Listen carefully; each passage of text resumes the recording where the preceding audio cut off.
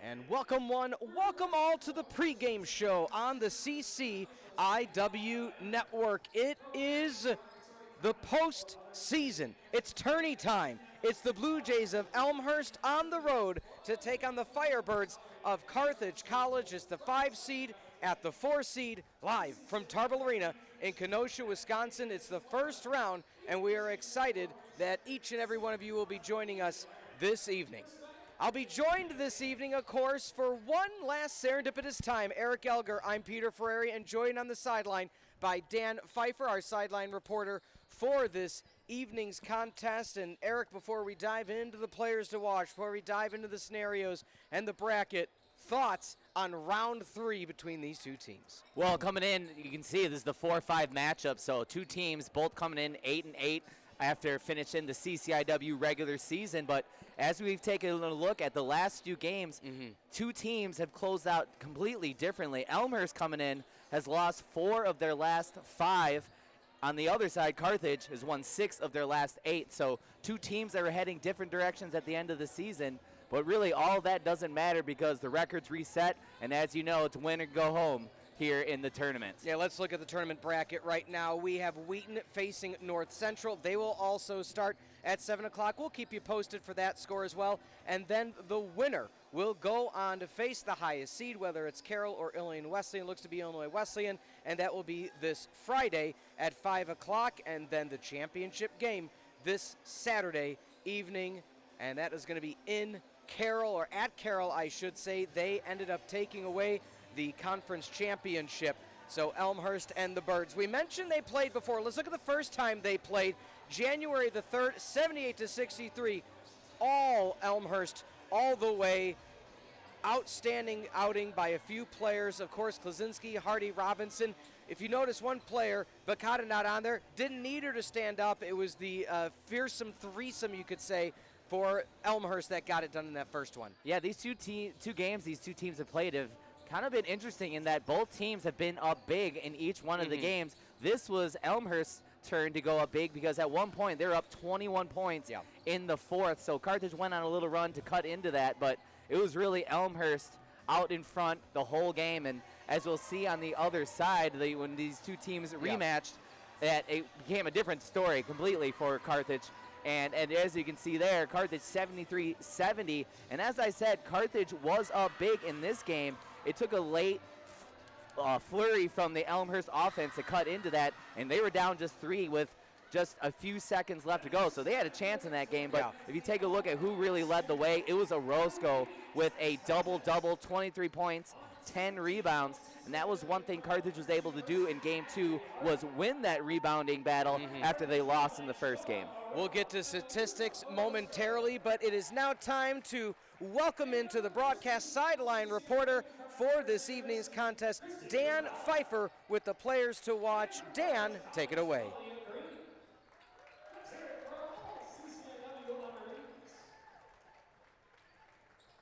We'll actually get back to Dan momentarily. Let's break down some of the statistics now temporarily while we wait. Really quickly, Eric, let's look at some of the statistics. Of course. Let's start with the away Blue Jays of Elmhurst and how they got to this point this evening. And coming in, I think the big thing between these two teams, both similar in scoring output.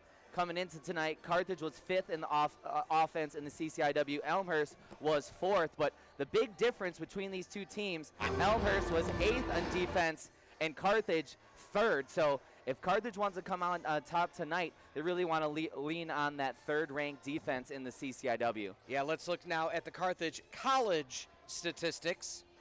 Both teams do a nice job of taking care of the ball. They really rank high when it comes to turnover margin. Carthage was 2nd, Elmhurst 3rd in assist to turnover ratio. And you can see Carthage 2nd in the conference in assists. And something that Coach Jones has talked about and preached all season is if they can move the ball, get those paint touches, and really swing it around to get those open threes, because Carthage has been a great three-point shooting team this season. All right, we are going to hand it over to Justin Corrigan, our public address announcer, and we will go to Dan Pfeifer right after the starting lineups. Good evening, student athletes, coaches, staff, and fans, and welcome to Tarble Arena For today's opening round of the 2026 CCIW Women's Basketball Tournament, tonight's game is between the number 5 seed Elmhurst University Blue Jays and the number 4 seed Carthage College Firebirds. Please direct your attention towards the American flag located at the north end of the arena. It draped the coffin of Captain Frank Vavrin, a former Carthage student who died in Vietnam in 1970. The flag is a gift to the college from his parents. In remembering Captain Vavrin, we pay tribute to all who have sacrificed their lives for our country and honor those who today put themselves in harm's way in service to America. At this time, we ask that you please rise if you are able and remove your caps for the playing of our national anthem.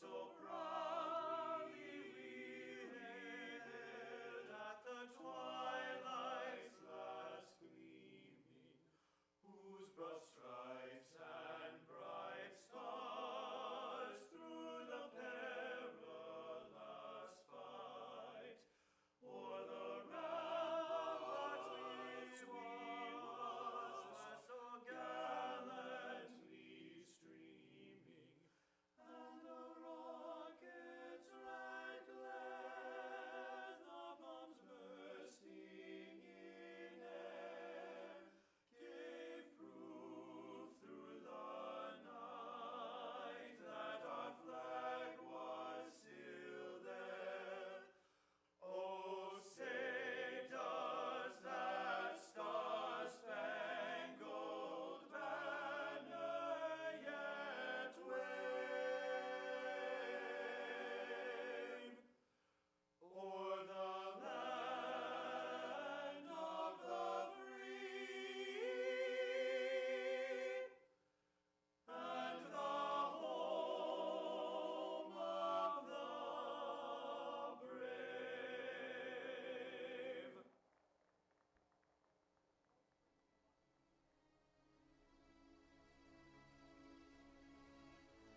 All right, fans, it's time to meet tonight's starting lineups. For the opening round of the CCIW tournament between the number 5 seed Elmhurst Blue Jays and the number 4 seed Carthage Firebirds. For Elmhurst at guard, a 6-foot freshman from Marquette Catholic High School, and from Portage, Indiana, number 5, Natalie Robinson.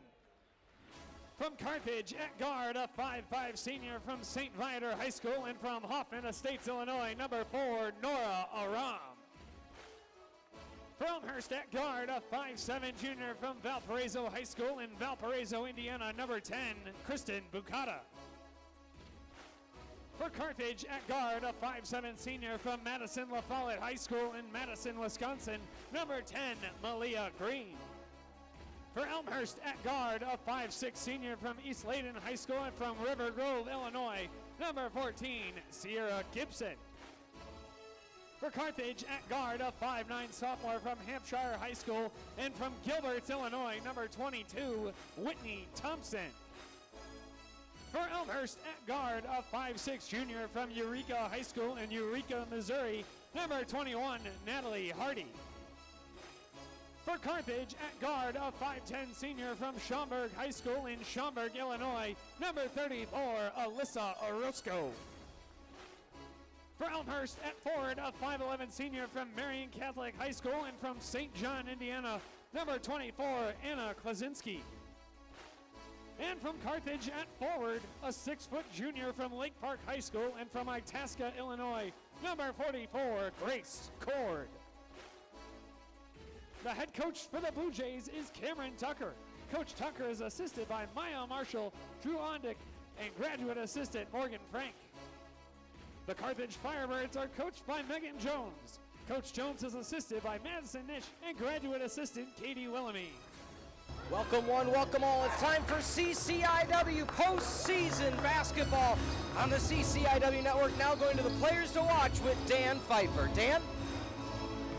Appreciate it, Peter, and I think you can hear me now. Hey, you know what? This is going to be an interesting contest between these two teams, especially when you consider that each of these teams beat the other on the road during the regular season. That might give Elmhurst a little bit of confidence coming into this one. In terms of players to watch, We're talking about the two players that are on the CCIW All-Conference team, unanimous selections. On one side for Elmhurst, you're talking about Kristen Bukata averaging 3 more assists than anyone else in the conference when it comes to that stat. On the other side for Carthage, you're looking at Malia Green, top scorer for the Firebirds. If someone needs the ball at the end of the game, she's going to be the one to get it. All right, thanks so much for that, Dan. Starters will come momentarily. Birds wearing the whites with red numbers and letters, black trim. Nora Aram gets the tip from Malia Green, and we are underway in Kenosha. The Blue Jays in the baby blues, white numbers and letters, and black trim. Cord down low, backing in, looking for the movement, gets it out to Aram. Thought about the 3, ends up holding it. Malia Green looks for the screen. She shifts back out. She's trapped. Does she have an opening? Gets it to Aram. 10 seconds on the shot clock. Orozco from the hip. Can't get it to fall. Thompson runs it down and gets it back to Aram. Resets the shot clock. To Green, leading scorer in their first matchup, 25 points, and that'll be the first whistle. Let's roll through the starting lineups now on the CCIW network, starting with the Elmhurst Blue Jays. Bacata will get the start, number 10, Gibson, number 14, Hardy, 21, Klaczynski, 24, and Robinson, number 5. We will go to Carthage momentarily. Grace Cord gets the inbound from Aram, 18 seconds left on the shot clock. Orozco looks right wing for Aram. Good defense so far, the first possession and a half for the visiting Blue Jays. Malia Green looks for the screen off a cord. Under 7, Thompson for the drive. She looks for the pass, decides the fadeaway. Can't get it to fall. Defensive rebound. Blue Jays on offense, Eric. Well, after a 55-second possession there, finally take a break. But I think what you saw already from Carthage is they really made Elmhurst work on defense. The blue team had to really shift around a lot there. They couldn't come up with any points, but I think you can see what Carthage is trying to do offensively. And now let's go through the starting lineup for the Carthage College Firebirds. As mentioned, Malia Green, the all-first-team CCIW player. Alongside her is Thompson, Alyssa Orozco, Nora Aram, and number 44, Grace Cord. Head coach Megan Jones, her 3rd season at the helm. Lefty up and good for the Blue Jays in the Battle of the Birds. The highest seed of these two winners tonight will play Illinois Wesleyan. If North Central wins, then Carthage will play Carroll, and if Wheaton wins, Carthage will play Illinois Wesleyan. So more of that as the evening continues. Number 14, Sarah Gibson out of River Grove, Illinois, comes with the first 2 points of the game by way of the free throw. And something Carthage has done all season is really get ahead in the first quarter. They're plus 73 in point differential in the first quarter. See if they can get ahead here. Aram, the former UIC Flame, lights it up from downtown for 3. And the Birds lead in the Battle of the Birds 3-2. Nora Aram with the good bucket. Almost a steal for Thompson. Still trying to swipe at it is Klaczynski. Driving in, left-handed layup, and good. Good offensive play. Natalie Robinson finding the lane and going to work. She's taken up a big role as a freshman this season and really has blossomed as the season's gone on. You can see the quickness that she offers in that 5 possession. Tough to stay in front of. Malia Green, hand in the face, soft off the side rim. Defensive board by Robinson. Elmhurst leads by 1. Strong pass, left wing, 3-pointer, front rim, no good. Offensive board, Klaczynski, fadeaway jumper off the back rim, no good. Thompson picks up the pace. And here Carthage can take advantage of that 8th-ranked defense, as I said, as they can speed them up, get some early looks, get it down to Cord here. There's the float into Cord, the up, the under, and she makes the hard shots look easy. Carthage back up by 1. Great footwork again, something that she's really gotten better at each season, and being able to find out where she is under the rim and still get the reach around reverse layup. Nice job from 44 there.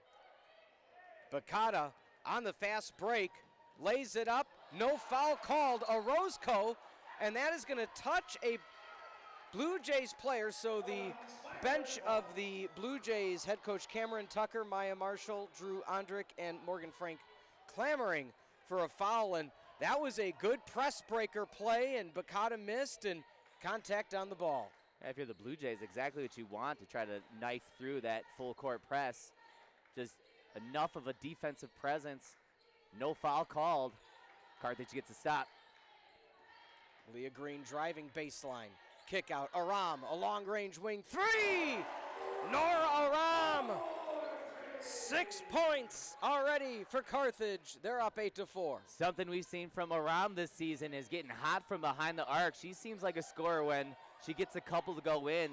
She can keep nailing them throughout the game. Really, once you see that fire starting to rise up out of her, she can be dangerous. Yeah, and that's the offense you want to see for Carthage. You know Malia Green and Grace Court are going to get theirs. If Aram or Orozco can get hot, watch out. And that's what you've seen early on in this contest. The spin, the floater, nice swish. Number 14, Sierra Gibson, who has 4 out of the 6 points for Elmhurst so far. Nice spin and drive there from Gibson, and she's been involved early for the Blue Jays.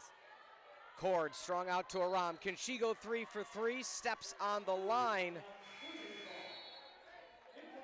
So Cord was trapped underneath the basket. The trap came. Cord was able to get out in time to Aram, but while lining up for that three-pointer, heel stepped on the line. Good call. Oh, and Bakata. So it looks like Aram going to get called for the foul. And that is Nora Aram's second foul. An off-ball foul on that circumstance. So Delaney Elsmore has checked in, giving a break to Whitney Thompson. That's that guard rotation we've seen Coach Jones implement halfway through the season. Aram can't get physical, so she doesn't get foul number 3, and Gibson ties it up at 8. Boy, Gibson coming out determined. Last time against Carthage, she was just 1 of 8 from the field. Already scoring in bunches here, but Orozco ready for the answer. Yeah, fadeaway jumper outside the line.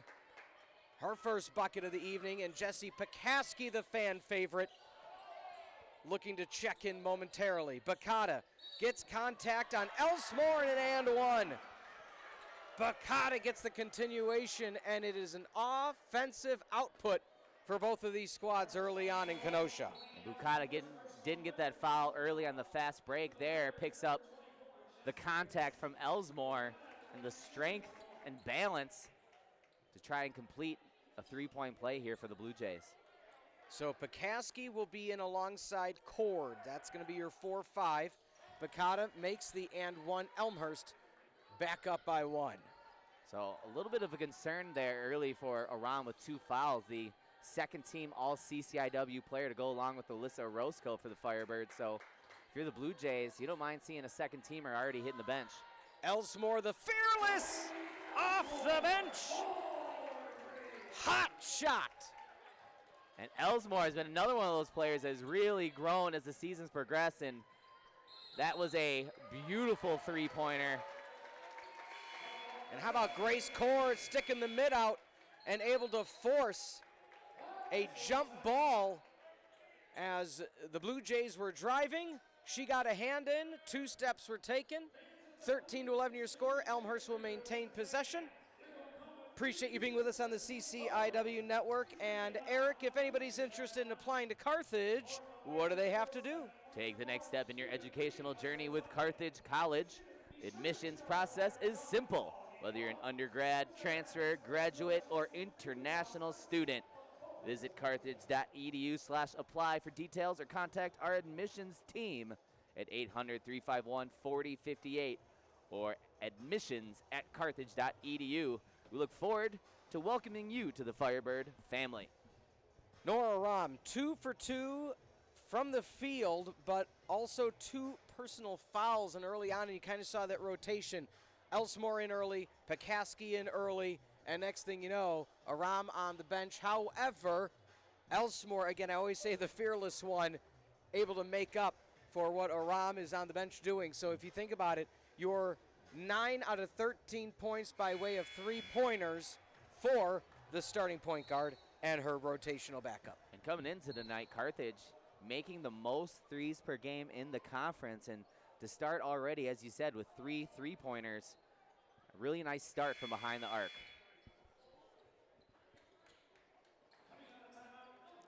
So out of the timeout, Blue Jays will maintain possession.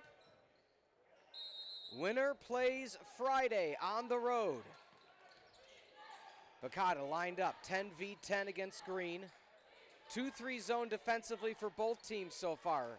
Pekaski backing in. She looks to shade off the defender. Looks to be more of a man switch now as Pekaski. Stolen! How about that? Jesse Pekaski. Exactly what you're calling Pekaski for, to come off the bench. And Sierra Gibson had her way, getting to the rim. Pekaski stands strong. Malia Green from the logo. Elsmore tries to fight through, and you like to see the offensive crashing right now for Carthage. They're up by 2, but they're getting those second chance points because of the hustle of the likes of Pekaski and co. But how about this? Sierra Gibson. I don't want to say it's a surprise, but on the season, Sierra Gibson is averaging 5 points a game, and she's already gone above that. Something we've seen in the first time here in Tarble Arena. Gibson at 10 points, and it kind of felt like a lot of what she's done here early tonight. But Gibson really showing you determined, and that's what you need from your senior when you're playing for your season here in the tournament. Oh, yeah, the season, and if you're some of these senior players, as you mentioned, that's it. That's going to be the end of the book on many of theirs, not only collegiate career, but playing career. So, you know, this could be the end of the road for a lot of players. Gibson, the lefty, off the rim, no good. Elsmore taps it down. Malia Green comes away with it. I think if you're Carthage, you're going to live with Gibson shooting threes, just 1 of 8 in conference. Off the right side, Pekaski looks for the 3. Orozco tries to trace it down. She falls down. Tied at 13. Elmhurst a chance to take the lead. Long range 3, hard off the back of the glass. No good for Klaczynski. Nice job by Orozco. Was on the floor on the offensive end. Hustles back to get that rebound. Orozco drives the lane, misses the layup. Pekaski can't get it.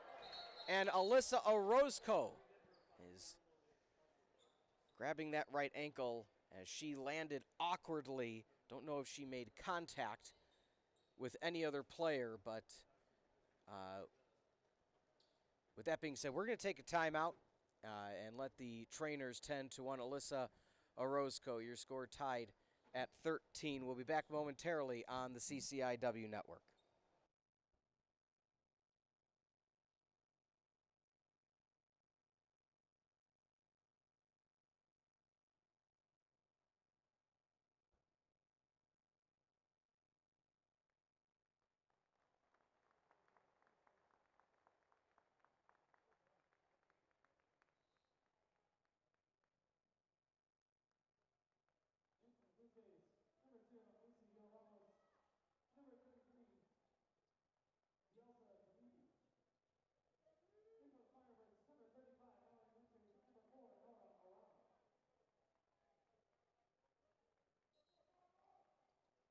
All right, we're back. We'll get any update that we can. 13-13, your score on the CCIW network. Alyssa Orozco was able to walk off the court under her own accord. Elmhurst tried the inbound, had it stolen. Malia Green and one. The senior hoping to have one more game. Great body control there from Malia Green. Stops on a dime and just jumps right between the 2 defenders. Picks up the foul and try to complete that 3-point play, but Malia Green showing you why she's a first team, unanimous all CCIW player. Shot up and good. And if you're joining us for the first time this season, as I always say, thank you. Secondarily, Malia Green, one of my favorite stories in my tenure of broadcasting CCIW athletics. Coach Jones came in, Malia Green was a sophomore, and she said she is the one player that already thought she had a glass ceiling. Maybe come off the bench for a minute or two, maybe get a 3-pointer here and there throughout the season. She said, I not only told her, do you not have a glass ceiling, we're going to break through it if you think you do, and I'm going to make you a leader in a few years.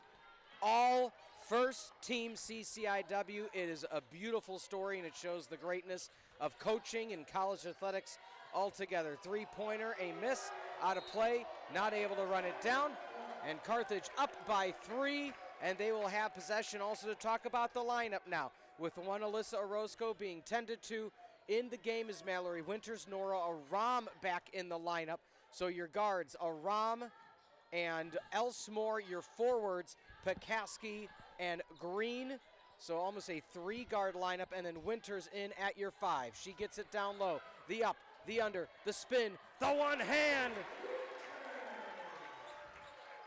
Great play. I was just going to say, great post up there. Kind of an unorthodox look there, but just finds that shred of daylight and able to just go up and over defender DeLepe there. A minute 18 to go in quarter number one. At the end of quarter number one, we'll talk to Dan Pfeifer once again to get a quarter one update. Malia Green, the steal, the one-handed layup. Smooth operator. 7-point lead for Carthage over Elmhurst. Thought a timeout was going to be called. They're going to let it play out in the final 50-plus seconds of quarter number one. Bakata passes baseline. Nice jab step. Nice move, Natalie Robinson. She slips after making it. Blue Jays back within 5. And that's something the CCIW leading assister right there. She gets that far into the paint, has that many options, just opens up everything for the Blue Jays. Winters into Aram. Aram loses the handle underneath. Fighting for it is Pekaski. As mentioned, Dielza DeLepe from Westmont, Illinois is in the contest. And she's been matched up against Winters. And Carthage got to be careful now with Pekaski. You can live with that 4th foul, but you definitely do not want to pick up a 5th and put Elmhurst to the free throw line here at the end of the first quarter. Great point, great point. Let them ride it out. Play strong defense, but not overly aggressive. Elsmore matching up against Gibson. 17 to go. Head coach Cameron Tucker calling out the commands. Quick into Bakata, pulls it down, misses. Swiped away by Pekaski. The enforcer. 2 and 1. Malia Green from half court just misses. But what doesn't miss is Carthage's output in quarter number one. It was a back and forth battle, a late run in the final 90-plus seconds favoring that of Carthage. And before we go to Dan Pfeifer on the sideline, Eric, we want to thank one of our sponsors, as always, the Stella Hotel and Ballroom. Make the Stella Hotel and Ballroom your home away from home. As a proud supporter of Carthage College, the Stella Hotel and Ballroom is honored to celebrate our college and local community. Visit online at stellahotelkenosha.com or call 262-842-2000. Now going to Dan Pfeifer with our quarter one update. Dan? Appreciate it, Peter. Well, you know what? This second quarter is going to be a big one in this contest. When Elmhurst came down here and got the victory at Tarble Arena in the regular season, they shot over 70% in the second quarter, scored 26 points. When they lost at Elmhurst on the west side of Chicago, they shot just over 25 points. Injury update on Alyssa Orozco. It was her right ankle. They retaped it. She was moving around well behind the scenes. She's back on the bench. Looks like she's going to get back out there and play here in the second quarter. Well, that's a sight for sore eyes or a breath of relief. Thank you for that update, Dan. And, you know, it's hard to tell when she goes down and rolls over and doesn't immediately bounce back up. You know, she's a tough player for all intents and purposes. So great to hear that she's retaped and potentially going to rejoin. And we already see her back on the bench. Great job by the camera operators to pick that up. So at least she's back on the bench, and we'll see where that leads. So possession will be with Nora Aram and the Carthage College Firebirds. Someone's going to have to inbound it here. Again, you look at the seniors for both of these squads. Nora Aram transferred from UIC in the Division I level. Felt that Carthage would be a better fit for what she wanted. Elsmore fitting for a three. Another three ball by the feisty guard. Simple offense there from Carthage. Malia Green drives to the lane and just sees Elsmore wide open, and she was ready to catch and shoot. And she's knocked down 2 threes already in this game. 21 seconds into quarter number two. Malia Green charged with her first foul, and it seems the officials today, they're not going to let a lot ride, Eric. If it's close, they're calling the whistle. And you know this is going to be a hotly contested game here. Both teams, as we keep saying, fighting for their lives, want to keep going, especially for those seniors on each side. Bakata pulls up from the free throw line after she had Green slide off defensively. Elsmore with the rebound. Strong into Grace Cord. Cord in the zone. Shot up, and she's going to the free throw line for two. She daps up her teammate Elsmore for the crisp pass in the inbounds. And that, like we mentioned earlier, that's another player. Cord down low, 1v1. I'll put her up against anybody in the CCIW. Exactly, and you saw Cord fired up there that Elsmore got it to her early in the shot clock so she could go to work, got good position, just misses the first free throw. Normally, nearly, one of the best free throw shooters we've seen come through here the last few years. Yeah. So 80% free throw shooter makes the seconds with ease. But that's why they're not shooting 100%, right?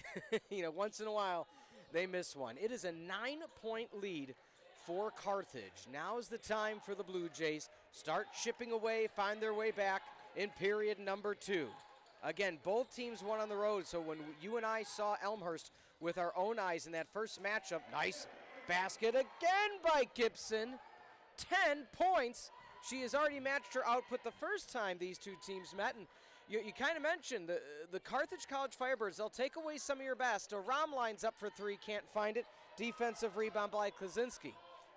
But the Blue Jays, they have no qualms about who's the next player up, and another foul underneath the basket. That'll be called on Grace Cord, and going to the line once again is going to be number 5 for the Blue Jays, Natalie Robinson. Robinson, however, a 46% free throw shooter.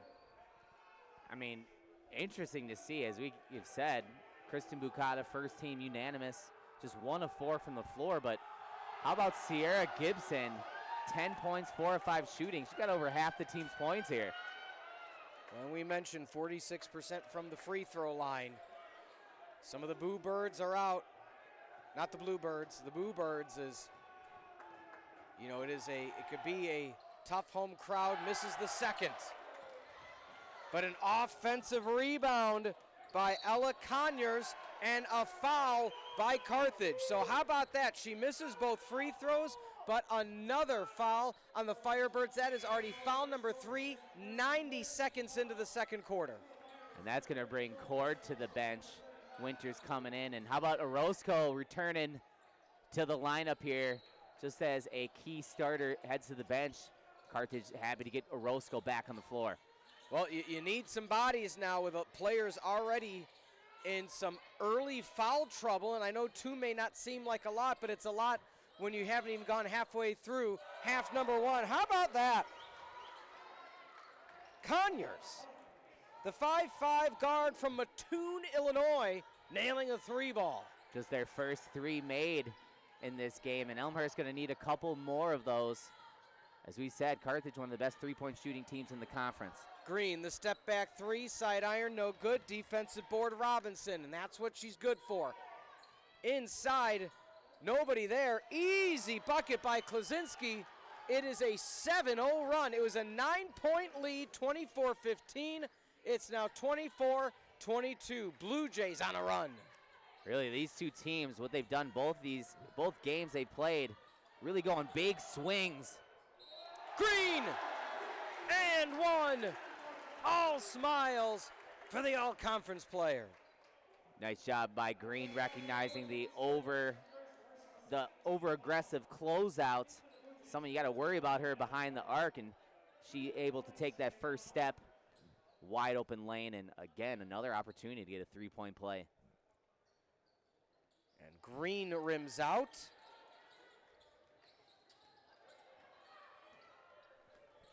And something you've seen Carthage do is if they've been able to stop players like Bucata and Gibson cutting to the lane, dribbling into the lane, Elmhurst has had trouble scoring, but I was just going to say, a nice cut there. Oh, how about Elsmore? Misses the rebound, but comes away with the steal. Contact, up, no good. Orozco! Welcome back, Mr. Cotter. 28-22. Another time we've seen Orozco sprinting to the other side of the floor to get a rebound. And there she gets the reward for that hard work. Something to keep in mind, Gibson, we spoke about what she's done offensively, as has Robinson, up and miss. The season high for Gibson is 13 points against North Central last month. Career high, however, 23 against Milliken and that was last year. Winters, that baseline jumper, one of her strengths, can't find it too hard off the side rim. He wasn't quite set for that shot, rushed it a little. Swing to the near side. Aram almost got a hand on it, pulls it back. Conyers, pull-up jumper of her own. Back of the rim, no good. Sea of hands underneath the basket. Bukata, rebound, hands to Robinson, who finished it off. And how about the offensive output for one Robinson, now up to 6 points of her own. Also to go along with 4 rebounds. We said the freshman really making an impact for this Blue Jays team. Green drives, gets it to Elsmore, drives the lane. The right-hand teardrop floater just rims out. Had the lane, tried to finish. Nice first step, 4-point lead now for Carthage. Bukata finds herself in the paint. Klaczynski, strong, and a foul called against Elsmore. Not happy about it, but nonetheless, it was crisp passing by the Blue Jays. And that's another foul on Elsmore, her second. 4th foul on Carthage with 5:30 to go in the second. And now you see Carthage going even deeper into the bench as Brecken Carcello comes in. As we know, Cord's going to sit a little longer with 2 fouls, so Carthage able to really force to turn the lineup and the really who they have on the floor. Kind of a different look that they've been forced into this game. Yeah, Roscoe forced in now at the, we'll call it the 4 spot or stretch 3. Pekaski in. Roscoe comes away with the rebound. So Green stays in for offense. But as you mentioned, Brecken Carcello, the sophomore from Northbrook, already drives in, tries the underneath look, can't make it. Again, with Cord in foul trouble, Winters having to play a lot of that time. Carcello now getting the call in the postseason. And on the season, Carcello averaging 5 minutes a game. The miss, Orozco. That's going to be a tough matchup for Orozco in this lineup going against Robinson. Elsmore looks for the 3 ball, can't get it. Pekaski tried for the swat, not able to come away with it. She sprints down the court. Pekaski, a all-conference runner in track and field and cross country. And a bucket for Elmhurst, another foul. First bucket for Natalie Hardy, and we are now 1 point away from tying it up. And we have a timeout on the court. We're going to go momentarily to Dan Pfeifer. But in the meantime, Eric Lamacchia, travel. We know the players don't want to travel on the court, but you and I might want to do so when the season's over. Yeah, definitely both teams looking to extend their travel this season. But if you're dreaming of getting a getaway, let Lamacchia Travel make it unforgettable. With over 9 decades of experience, this family-owned Kenosha agency offers customized vacations, cruises, and tours worldwide. From tropical escapes to European adventures, their expert agents handle flights, hotels, and excursions for stress-free experience. Trust Lamacchia Travel for your next adventure. Visit LamacchiaTravel.com to start planning today. All right, now going to Dan Pfeifer on the sideline with our quarter 1 report. Dan? Sierra Gibson for the Elmhurst Blue Jays, having a very good game right now, scoring 10 points in the basketball game for Elmhurst. Her season high this year is 13. However, she's been out for part of the season with injury. Last year, she was a bigger scoring presence, second best scorer on the team for Elmhurst, averaging 8 more points per game, a season high last year of 23. Don't be surprised if Sierra Gibson puts her best out with the season on the line for the Blue Jays here tonight. All right, thank you so much for that, Dan. 28-27, a chance to tie it with this free throw, Eric. And, you know, we spoke about Carthage. At any point in time, it could be a Cord game. At any point in time, it could be an Aram game. You expect it always from Malia Green. And you look at the Elmhurst side, you don't necessarily expect it to be a Gibson game, but that's a good start for Elmhurst. Well, you hear the kind of experience that Gibson has, so she's definitely got it in her locker. But someone that we have not mentioned till right now is Natalie Hardy, a second-team All-CCIW player herself. Just her first 3 points in the game, but an encouraging sign for the Blue Jays if they start get her involved. Underneath the basket, looking to the left side, Pekaski. Orozco does the drive, floats it with the right hand, rims out, no good. 24-15 was the score. A nice run by the Blue Jays, which of course you can expect. The cut to the baseline. McCaskey's done a really nice job defensively, staying in front. She's been able to stop a couple Elmhurst drives stone cold. Another miss. How about Carcelo stepping up in any way possible? Orozco into Carcelo, and she is going to get fouled hard under the basket. Klaczynski, a full body attempt to stop Carcelo. And I think it was more so a few different timing points. It was the pass was inside, so Carcelo had to kind of plant her feet, and Klaczynski went full body. Well, that's the last action she'll see a little bit, but she won't mind picking up a foul for her Firebirds. Important minutes that Carcelo just played there. Court underneath the basket. Pekaski one time to Aram. Pekaski, can she get the three-pointer? Ladies and gentlemen, yes, she can. Jessie Pekaski with the three. How about that from Pekaski coming in to tonight? Was 0 for 14 in CCIW games. Her first three-pointer against a conference opponent this season, but if you're going to pick a time to make your first one, no better time than in the tournament. Yeah, 2 3-pointers on the season. And that's the type of stuff that Coach Jones empowers her players to have. That's the type of thing Coach Jones wants her players to have. Confidence to take that shot when it's time. Shades of Elena Knabel, who did it last season for the Carthage College Firebirds. Lead still at 3, so 1 3-pointer for Elmhurst times it up. As mentioned, it was a 9-point lead. Aram, the steal, the speed, the contact, and she'll go to the line for 2. Smart play by Aram to feel the presence of Hardy converging. Drew the contact and is going to the line for 2. And with 3:09 to go, a chance for Carthage to extend their lead. Yeah, really nice job of switching it to her right hand and using her body to pick up the foul there, protecting the ball. She'll go to the line where Carthage has missed a couple already this game, but they're one of the best free throw shooting teams in the conference. And Aram with the miss, so right now Carthage not overly successful from the free throw line, surprising enough, with again how well they've been this season. Second one for Aram, hits the backboard and rolls around the rim and finally makes it way in. Yeah, everyone that's been to the free throw line for Carthage has just made 1 out of 2. So just 3 of 6 from the free throw line, but every one of those I think is going to be more important as this game goes on. Carcelo tries to swipe it away. Aram looks to pick up the speed. Looks for Orozco. Orozco tries to drive, the spin. Carcelo underneath the bucket, the up, the under, contact. Ooh, just misses again. But again, the increased reps right now for Brecken Carcelo. Like the move there, really did a nice job, just not able to get the soft bounce off the rim, but in that last defensive possession. Conyers drives in, contact, no whistle.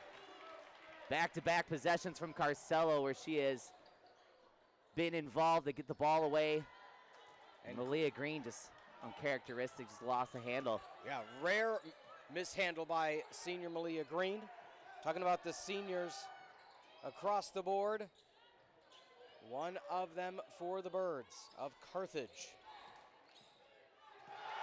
How about that? Why not? It's the Pekaski show, and we are witness. Pekaski really the only defender who's had success against Gibson. I think Sierra Gibson wants to see anybody but number 24 in white. As Orozco will go to the line for 2.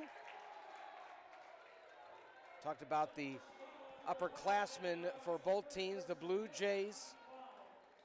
Very young squad, senior Sierra Gibson. Also senior Klaczynski. Shot up and good for Orozco. Bakata only a junior, so has one more year to dominate the CCIW as she's done, but bit by bit, Orozco makes the shot. 34-28. Similar to quarter number 1. Can Elmhurst close the gap to finish? last 2 defensive possessions. Really nice post defense from Carcelo. But Bucata, as you saw, always active, cutting back door, and a nice entry pass there. And not a ton on the contact there, but enough to put Bucata on the line to try to get the 3-point play. 34-30. Chance for Bucata to cut into the lead even more. Able to do so. Nice, easy 3-point play for Bucata, who makes almost every shot look easy, fun to watch in the CCIW. Pekaski swings to the right for Aram. Other seniors, as is Jesse Pekaski. Orozco looks for the 3, can't get it off the glass. Carcelo tries to run it down, and Carcelo will be called for the foul. So Grace Cord will come in now, likely for Carcelo, and the final 59.9 seconds. But going to the line because of the bonus. First foul on Carcelo. And again, I don't want to say I'm surprised, Eric, but I'm surprised it took this long after the early fouls in quarter number 2 for Elmhurst to get to the line. Yeah, and there, I mean, Carcelo, you like the aggressiveness, just a little bit too aggressive, put Elmhurst to the line, but a couple back-to-back possessions, Elmhurst earning some free throws. Coming into tonight, they were dead last in free throw percentage in the CCIW. Again, all those percentages don't matter, just what can you do here in the tournament. Making them both. Carthage lead cut to 1. Strong pass to Pekaski. Cutting, Aram, layup with the left hand and good. 21-second differential between the shot clock and the game clock. A little give and go there between 4 and 24. Nice job of Pekaski getting the cutting Aram, and great layup, tough, full speed. And Aram gets it down. The drive, Gibson floats up, can't make it. Pekaski with a rebound. 3-point lead for Carthage. The Battle of the Birds, win or go home. About a 1.5 seconds differential between the clocks, so Carthage look for them to hold on. Aram to Green. Pekaski off the left wing. Orozco, the give, the go. Pekaski open for 3. Can't make it off the side with 2, with 1. Letting it go as time expires and making it. How about that?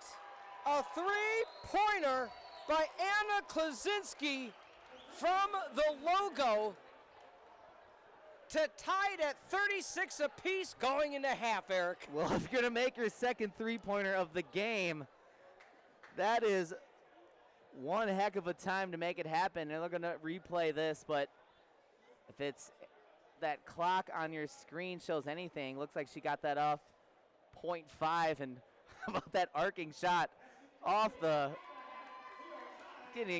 reaching over the top of the camera angle. That thing was up in the sky and kind of a backbreaker for the Firebirds, but got to feel good about what they've done here so far in this first half. No lead is safe in Kenosha as a 9-point lead for the Birds of Carthage dwithers by halftime to 0, tied at 36 apiece. We will go momentarily to Dan Pfeifer. Be joining him is Coach Megan Jones. 9 points for Nora Aram, 2 for 4 from 3, 3 for 5 from the field. Malia Green, 7 points. Elsmore with 6 points on 2 threes. Jesse Pekaski, how about that? The 3-pointer, first in conference play. On the flip side, Elmhurst, 10 points for Gibson, 7 apiece for Klaczynski and Bucata, and 6 points for Robinson. And we are now going to go to sideline reporter Dan Pfeifer with head coach Megan Jones. Dan?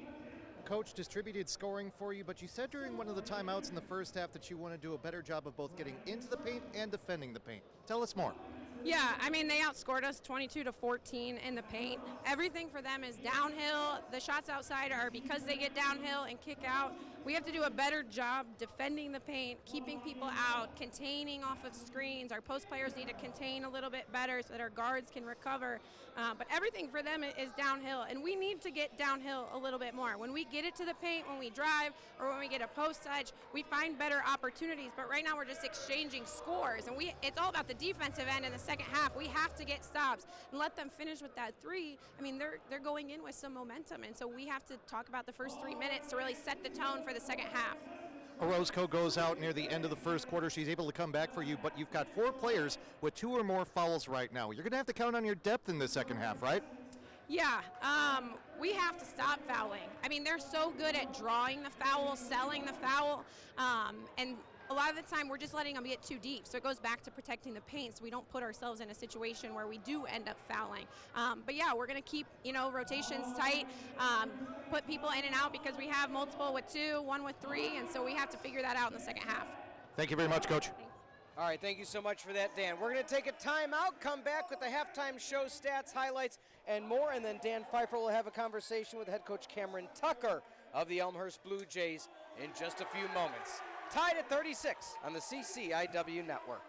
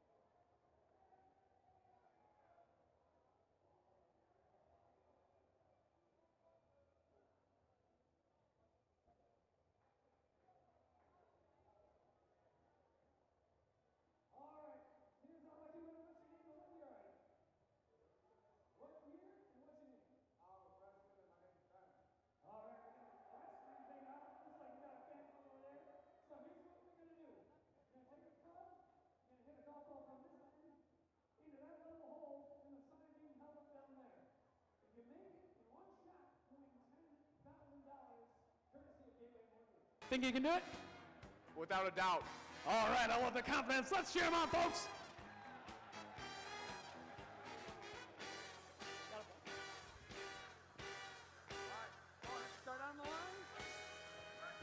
All right, well, make sure you line it up here. We came mighty close last year. Let's see if we can do it this time. The ball is away. Rolling, rolling, rolling. Keep them doggies. Oh, just a bit outside. Fans, let's hear it for our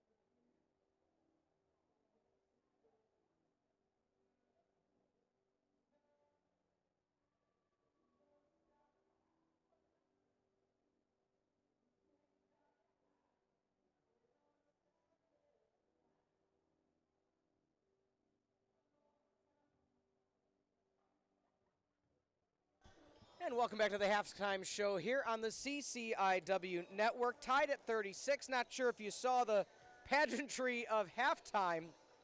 A student was able to take a $10,000 putt. Unfortunately for the young man, he missed. However, I am sure some of the constables and chancellors of Carthage are like, oh, okay, well, you know, got to pay tuition, son. I'll say it kind of looked like how I putt was what we had, but yeah, still exciting. You always want to see somebody go home with 10 grand, right? Yeah, I always wanted. I always love the old stories or the old videos of, like, you know, I watched the Last Dance documentary, and when one of the players made it, one of the fans made it during the Jordan era. You know, Michael Jordan tackled the guy because he just won like $1 million. So love those stories. But 36-36 your score. Again, Dan Pfeifer will be joined momentarily by head coach Cameron Tucker for the Elmhurst Blue Jays. And Dan, take it away.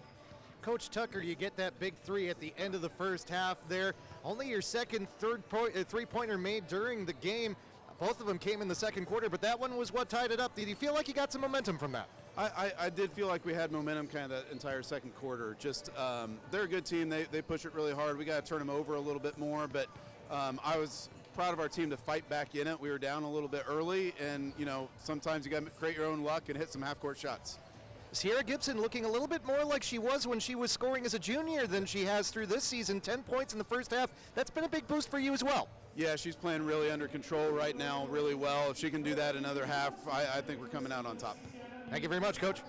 All right, thank you so much for that, Dan. And, you know, like you said, a little bit of luck, but you got to make those shots, and you got to be in the position to make those shots. And let's take a look at those numbers. 5 for 17 from 3 for Carthage, 2 for 8 for Elmhurst, including the half quarter. But when you're so efficient down low, when you are out rebounding in the Battle of the Birds 23-18, and when you are just doing those little things, as we see as these game stats at halftime brought to you by the Pullman Auto Stores, you found your way back more than once. When we look at 5 lead changes, 5 times tied. The biggest lead for Elmhurst, 2. That was early on in the game. Biggest lead for Carthage, we mentioned, was 9 when it was 24-15. Bench points, Carthage really having to stand up, but the big one, Coach Jones said on the flip side for Elmhurst, 22 point in the paint. Well, you know what you're going to get with Elmhurst as Kristen Bucata, one of the best drivers getting to the basket in the conference, but as we've already said, Sierra Gibson, 10 of those points, got to believe came from her, where she was able to knife to the basket on multiple drives. So I think, as we've talked about before the game, Carthage coming in the better defensive team than Elmhurst. And I think, as you heard the coach from Elmhurst say, is that, hey, if they can keep getting Gibson to the lane and, you know, they think they're going to be on top. And that's really where it's going to come from the Carthage defense to step up, deny those trips to the paint. It's easier said than done, but you got to think if Carthage can shore up that paint defense a little bit better, they're going to come out and have a better chance to win this game for sure. Yeah, how about Klaczynski? The 2 for 6 from the field, outstanding. As look at the in-game leaders now for the Firebirds. Nora Rom, 9, Green, 7. Orozco, 6 points, and she's running gassers now as she's keeping the ankle loose here in the beginning of half number 2. If you are a Firebird fan, you got to be relieved that Orozco able to come back, because especially with the foul trouble, Eric, they're going to need all bodies available and then some.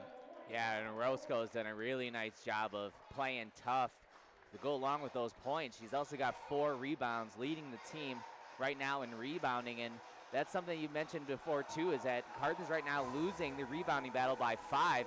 The time that they lost in the first time these teams played, they were down 6 in the rebounds at the end of the game. The game that they won, they were +7, so those rebounding differences play a huge role, and see if Carthage can switch that up a little bit here in the second half. The pep band is not here to do the dance, so we'll just do the dance, and so some fans in the pep band seating doing the dance. I think it's a men's basketball team, but we digress. Tied at 36, just about to start quarter number 3. Every time Carthage got the lead, the visiting Firebirds found their way back. Be exciting to see what happens in half number 2 on the CCIW network. Winner goes to Carroll University on Friday to finish out the tournament. Highest seed, lowest seed, that'll be determined at the conclusion of this game and the other one happening simultaneously. We'll get that scored in just a moment.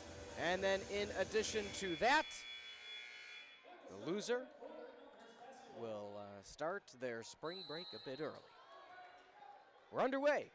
Half number 2 in the CCIW Network. Eric Elger, Peter Ferreri, sideline reporter Dan Pfeifer. Thank you for being with us for this postseason game, the final hoops game. Bacata underneath the basket. 12 seconds in, crisp start, and Elmhurst gets the lead. It had to be something Elmhurst drew up in halftime because saw Bukata just get wide open. A couple screens set her free, and that's something that already Carthage, as we said, those points in the paint were big in the first half. Elmhurst already getting 2 more. And Nora Aram slow to get up. And that foul is going to be called against Gibson as Aram kind of walks it up. I froze for a second because I didn't know if that was going to be an offensive foul for going through the screen. Aram gets her screen to the right, looks for Cord down low, not able to find it. Thompson back in the lineup, not a lot of minutes logged for Thompson so far. Cord backing down to the defender, floats it up. Soft kiss off the back of the rim and good. Grace Cord ties it. Well, Cord must have heard about that points in the paint discrepancy. Getting 2 back there, just powered her way in there for the easy 2. Mention the seniors, Malia Green, Nora Aram, Jessie Pekaski, Alyssa Orozco. Many of your starters, seniors for Carthage. And Thompson just taking a bullet pass to the shoulder. Nobody really knew that thing was coming. Looks like she'll be all right. Was able to laugh it off a little bit. Looking for the inbounds, gets it to Gibson. Gibson strong into Bacata, 10v10. Green comes away with a rebound. It's been such a fun battle to see between the 2 number 10s, 2 all CCIW first teamers. Around one-hand pass to Green. She's matched up Robinson. Cuts baseline, nowhere to go. Thompson, screen, 3. Rims out, no good. Orozco pulls the arms back so she doesn't get called for the over the back. Bacata, coast to coast, throws it up inadvertently. No contact. Malia Green hits the ground. Orozco now gets it to Thompson, back to Orozco. She's not afraid to take that shot and nails it. Alyssa Orozco, 9 points. She's back from the injury. Really big 3 there to kind of get Carthage going here. And like he said, it's really come from this defensive side. Huge defensive rebound by Natalie Robinson, the 6-foot player out of Portage, Indiana. And a foul called on Alyssa Orozco. Her first foul, and that was going to be on an off-ball foul. It's like they got her just reaching in there, maybe. Didn't look like a whole lot. Orozco was a little confused, but nonetheless. Well, we said the officials are consistent. You know, they're not letting the big stuff go. Underneath the basket, a miss by Gibson. Grace Cord with the rebound. And Cord able to do just enough to throw Gibson off because that looked like it was going to be an easy 2 for number 14. But the presence of Cord, just enough. Again, Carroll Illinois Wesleyan co-champions of the regular season. Carroll hosts because of the tiebreaker. And pass into Green. Foul called on 21, Natalie Hardy out of Eureka, Missouri. And you can see how many bodies Elmhurst is throwing at Malia Green. Seems like anytime she gets the ball or is going to cut to the basket, there's at least 2 defenders from Elmhurst hovering around her. They're really going to have to really trying to make Malia Green work for hers tonight. Orozco looks for another 3.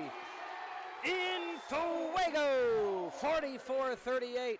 Orozco back-to-back threes. Almost exactly the same spot as that other 3. And Orozco, how about thinking she was going to be shook up after that ankle injury, takes a break, and coming out here in the second half. Gibson backs up Aram, up with the left hand, can't make it. Elsmore on the defensive board. If anything, you just tightened up the ankle, able to, set the shot a little bit better. Cord underneath, in the paint, double teamed, out, Aram, can she drain? Yes, she can drain it. The Plumber delivers, 47-38. Timeout forced. Blue Jays had the lead, 38-36. An 11-0 run for the Carthage College Firebirds. Knocking down 3 threes in a row. Nice recognition from Cord to find Aram all by herself, and Aram does what she needs to, knocks down that open 3, and Carthage storming ahead here in the third. While we have a moment, we want to thank Pepsi. Nothing beats the crisp, refreshing taste of Pepsi. Whether you're cheering from the stands, hanging out with friends, or enjoying a night out, Pepsi is there for the love of it. The iconic cola celebrates everything you love, from music and sports to everyday moments. So crack open a cold Pepsi and raise it high, because life's better when you go all in for the love of it. Pepsi, for the love of it. 47-38, the Carthage College Firebirds have to be loving it. Inside, outside, paint, 3. They're stretching the court, and they're finding it successful from all angles. Just been deadly from behind the arc tonight. This is 8 of 21, 38%.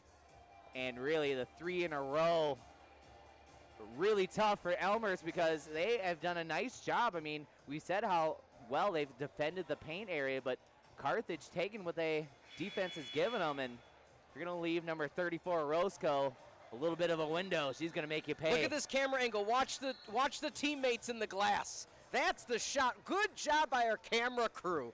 That's the shot of the year right there. The fact that they zoomed in on the glass and got the reaction from the bench. That might have been Pekaski popping up. How fun is that? You can see them go through the plethora of emotions as they get excited. As the shot goes up, looks like it's going in, and bang, it's in. A little bit of a soft full court press for Carthage. Bakata, one of the best to break it. Elmhurst, a strong end to quarter number 2. Got the first bucket quickly in quarter number 3. Fadeaway jumper, Klaczynski, and that's the way to slow down the momentum of Carthage. They got the matchup they wanted there. Klaczynski against Malia Green. Klaczynski does what she had to over the smaller defender. Cord gets the screen against Orozco. Cutting in, Aram. Turnaround, looks for the up, the under, just floats it up by the right hand. Macy Gil Ramos is in the game, number 0 out of Ridgewood High School, and she's going to be called for the foul. Some senior craftiness there to pick up the foul. Looked like Aram was stuck in no man's land, but able to pivot, turn, and do just enough to pick up the harm to get to the free throw line. Pivot. Nora Ram makes the free throw. That's something if you're the Firebirds right now. You got to say to yourself, as long as we can maintain a lead, you know, we've said all season, Eric, how the second free throw up and good for Aram. It's always more challenging to be the team that have to come back. You know, Carthage, once they found their groove, I mean, you think about it. Last time these two teams played on this court and Elmhurst ran away with it, you kind of said to yourself, like, what is this Firebirds team? Bakata cuts out left baseline, nails it. How about that? Another one for Conyers. But the point is, Coach Jones and the Firebirds, they had to do some soul searching. They had to find out who are we and who do we want to be, because at that point, they weren't sniffing the postseason. They're now hosting after the run they went on. And Elmhurst was one of the 3 teams that Carthage lost to in the first half of the season that they eventually got revenge and won the second matchup to go along with North Central, Wheaton, and Elmhurst. As I said, they lost those 3 games in the first half, but revenge game on all 3 of them, Carthage came on top. Oh, fancy finger roll for the answer. Delaney Elsmore, quote the Raven, evermore. An amazing job there from Elsmore just to corral the ball one-handed and then flip it almost over her head. Bakata answers back in short order. 51-45, Bakata up to double digits, 11 points. Bakata starting to show her skill set here as really a quiet first half, but she seems determined to continue to attack, and as something Coach Jones said at half, they like to get downhill. Grace Cord backs in the defender, layup at the right hand. The powerhouse underneath the basket shows her strength again. These two teams trading blow after blow. Seems like anytime somebody does one thing on the offensive side, Elmhurst coming back with their own moves. As I said, Bukata, back-to-back drive to the basket. And a technical called on Malia Green. I kind of saw that one coming. She was upset on the foul called against Bukata, shoved the ball back to the official. Her team immediately rallied around her as she was expressing her frustration. And next thing you know, Bukata not only was going for the and one, but she's going to have some extra free throws now. And there's going to be a timeout on the court, 53-47 as they talk through it.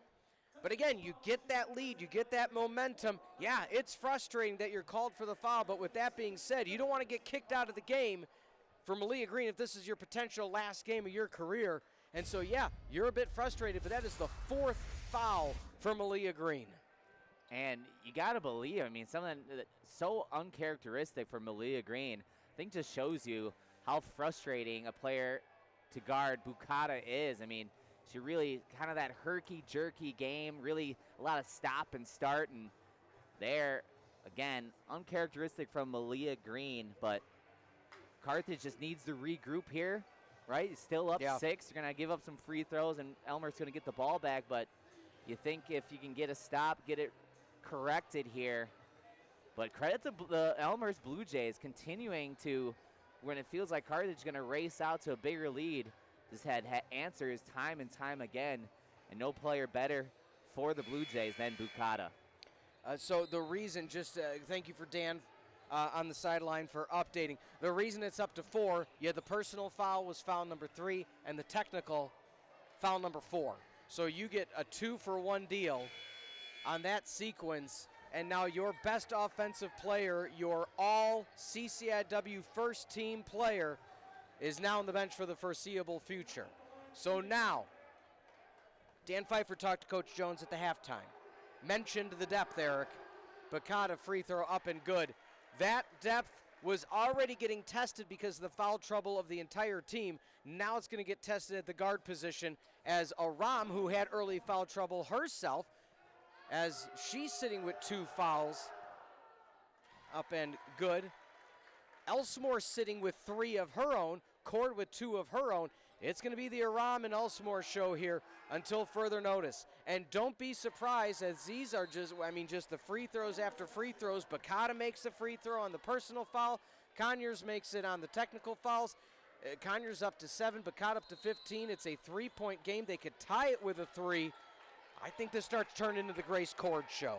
Power down low. I mean, Elmhurst potentially a 6-point possession here if they can knock down a 3, but I think you're right. I really continue to go to Grace Cord in the post. See if she can dictate the offense. Behind the back, oh my goodness. Ella Conyers putting the defense of Carthage on skates. Lead down to 1. What a run for the Blue Jays. Elsmore, she drives against Bukata. That's going to be the matchup now. She misses the shot. She gets her own rebound. Cord drives in. That's where she wants to be. The left hand for Grace Cord. 44 with the bucket. Showing it all. She's gone right. Previous possession there. Switches to the left. Great move from number 44. Offensive foul on Bukata. No. My apologies. I think that's going to be a block on Aram. It is. My apologies. Bukata tries to split the uprights of the white jersey, and that's always the goal. You have 2 defenders, you go in between them. Bukata 16 points now, and Aram up to 3 fouls. 3 on Aram, 3 on Elsmore, 4 on Green, and Bukata is living at the free throw line currently. We are tied at 55. 2 massive leads for all intents and purposes, or big leads for Carthage, withered away. 1 in the first and now 1 in the second with 3:20 to go in the third. Pekaski drives in, floats it with the right hand, and it just misses. Had the look. Aram, again, kind of hesitant to go for the, and a miss. Throwing it in, Pekaski comes away with the steal. Pekaski, the speedster, picks it up, goes to Elsmore, to Aram, the layup, good. Coach Jones calls the timeout. 57-55, Nora Aram up to 16 points. And right now, Eric, let's talk about Elmhurst. They have played a controlled game, and they have forced the hand of Carthage to get in so much foul trouble early on. I mean, you've seen it. It has not changed really from the first half. It's just Elmhurst attack, attack, attack. And that's why on that last Elmhurst possession, that early three, I think Carthage is saying, fine, you know, you can take that as long as it's not players like Bukata who have been so successful of getting to the basket and drawing fouls. And as you said, really the aggressiveness from Bukata and players like Gibson is what put Carthage into this foul trouble. But Carthage right now hanging in there with Malia Green. You would expect to probably sit the rest of this quarter. Yeah. You have to. You can't lose her in quarter number 3 if you're a Firebird fan. Maybe the 8-minute mark of the fourth, you say, all right, this is it. Go home, let's finish it. And now Pekaski getting the defensive assignment of trying to stop Bukata. Well, and that makes sense because first off, Pekaski's not in foul trouble like other players. Secondarily, she's your best defender off the bench. Grace Cord gets backed in. We're tied back up at 57. Robinson, a quick shot there, just kind of got Cord off guard. Into Grace Cord. She's got that 1v1 matchup she yearns for.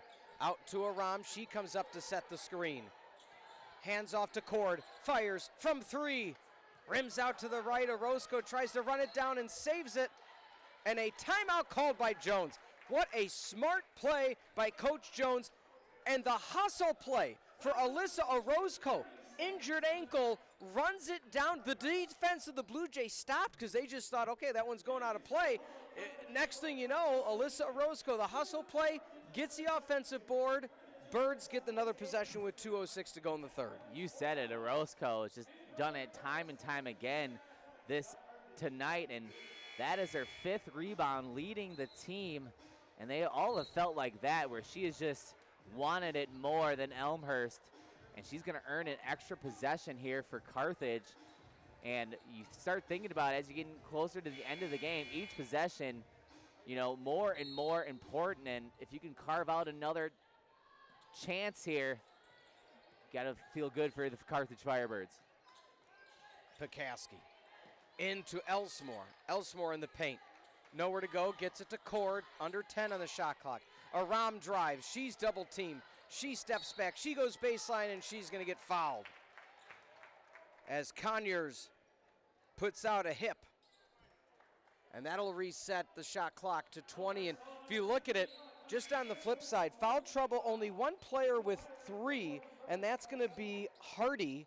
But Hardy only 1 for 5 from the field, so they haven't necessarily needed her output. When you look at other players, Bukata, 1 foul. Elsmore, the layup after the crisp inbound. Lead up, a small lead of 2 for Carthage. And you're going to need the likes of Elsmore to play the game of her life with all the foul trouble her team is in. Right there, couldn't have drawn it up much better from the inbounds pass. Up strong, good. Nice play by Klaczynski. And right now, Elmhurst, they can play fearlessly. I know that I use that word for the shooting of Elsmore, but Elmhurst as a team can play fearlessly, knowing that any slight touch, the Carthage College Firebirds might get called for a foul, so they have to play defensively on both sides of the ball. How about that? Brecken Carcello coming through in the clutch, her first bucket of the evening. I like how she's stayed aggressive. She's been able to get some good looks early in this game, not able to capitalize there. Nice move. Klaczynski for 3, hard off the iron. Bukata chases it down. Tough rebound there from Bukata to go with 5 assists. That's her 7th rebound and 17 points. And Bukata goes all the way around the horn. Near to far on Elsmore. We're tied at 61. Bukata 19 points. Elsmore from way downtown. Off the front of the rim, no good. Chance for Elmhurst to take the lead. Tied at 61. Bukata now with 12 points in the quarter to go along with 2 assists in this quarter as well. Really, number 10 in blue is taking over this game for the Blue Jays. Under 10. Bukata calls for the screen. Flips it. The give, the go, the bucket, and that will be the end of the third. What a play setting up Natalie Robinson. Bukata called the team to her. The 2 defenders slid to block Bukata for the long range. Floats it over literally the fingertip of Robinson. And just like that, Elmhurst goes into the fourth up 63-61. And before we go to Dan Pfeifer on the sideline, Eric, let's thank Culver's. Attention Firebirds fans, at every Carthage athletic home event, you have the opportunity to win free Culver's coupons. You could walk away with a tasty treat like free cheese curds or a scoop of delicious custard. Please note that these coupons are only valid at Culver's locations in Kenosha. Don't miss your chance to score big on and off the field with Culver's. And now going to sideline reporter Dan Pfeifer for the fourth quarter preview. As advertised thus far, with Elmhurst right now up 2 points. Watch for Kristen Bukata in the fourth quarter. Elmhurst was down 20 points when Carthage beat them at Elmhurst on January 14th. However, Bukata had 13 points in that fourth quarter to bring them within 3 by the end of the basketball game. Meanwhile, for Carthage, it is a big deal to have Green out right now with 4 fouls. However, the rest of the team has stepped up. We talked about it with Coach at halftime. Depth of scoring has been a big deal. Right now, you've got 3 players on the floor for Carthage who have a combined 38 points. That's helped to make up for Green being off the court. Thank you so much for that update. 61-63 your score. We were tied at half because of a half-court 3 by Klaczynski. Carthage, a roaring lead to begin the third, and then foul after foul after foul.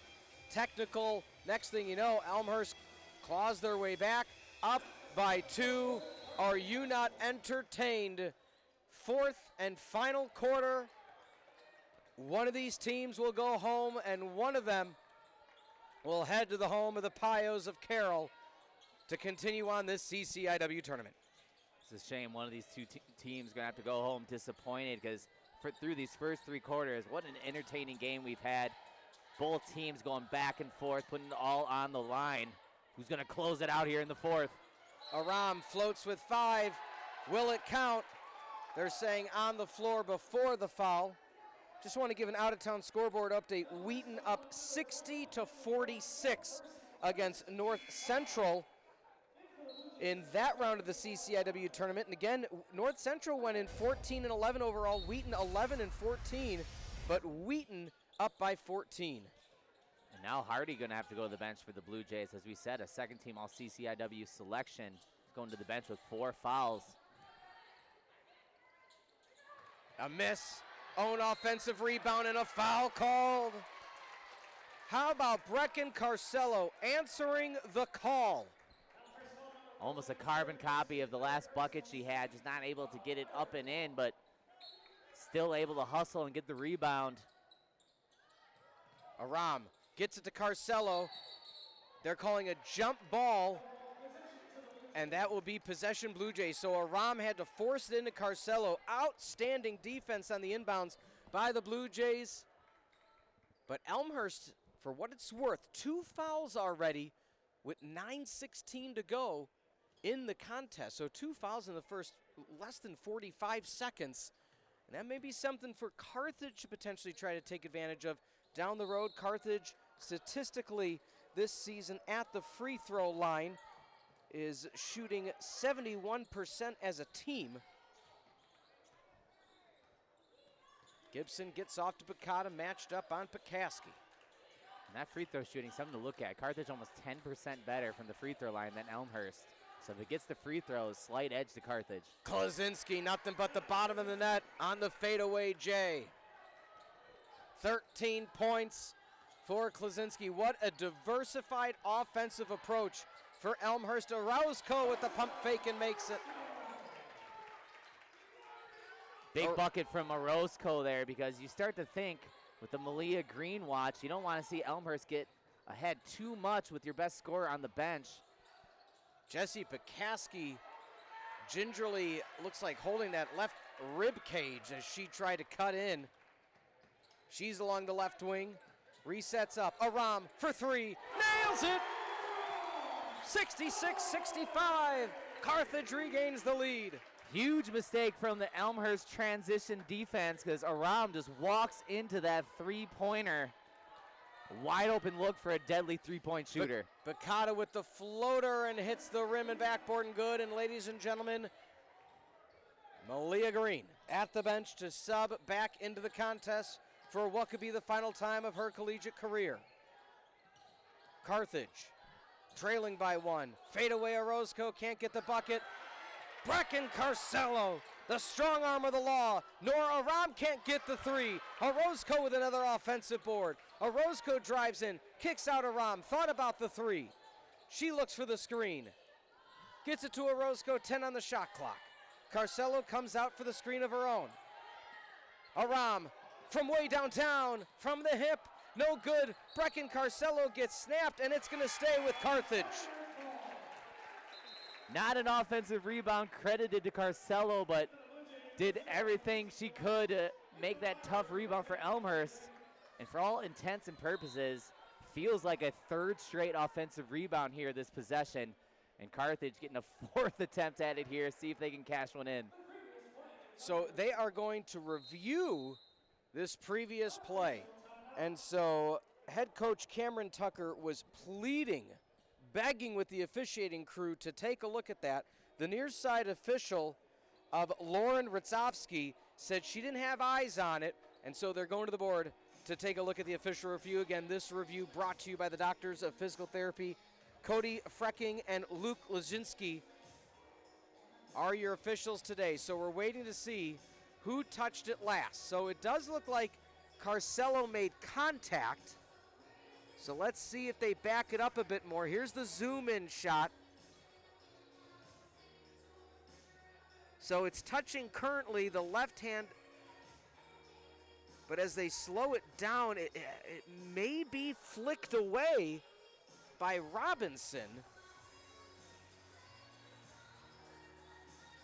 See right there, it's hard to tell whose hand is on it. Yeah, I think last touch might be Carcello. Let's see what the official ruling is. Because it did look like the wrist flick came from Robinson, but it doesn't look like she touched it first. I don't know if we have a baseline view of it or if they're going to try to go with it. Yeah, right, that shot right there, I think. But it also might have gotten Carcello's left hand, Eric, on the way down, regardless of whose right hand touched it. Thoughts? I mean, the one thing Carthage's favor is that the call on the court was Carthage ball, but yep, they'll reverse that, send it Elmhurst's way.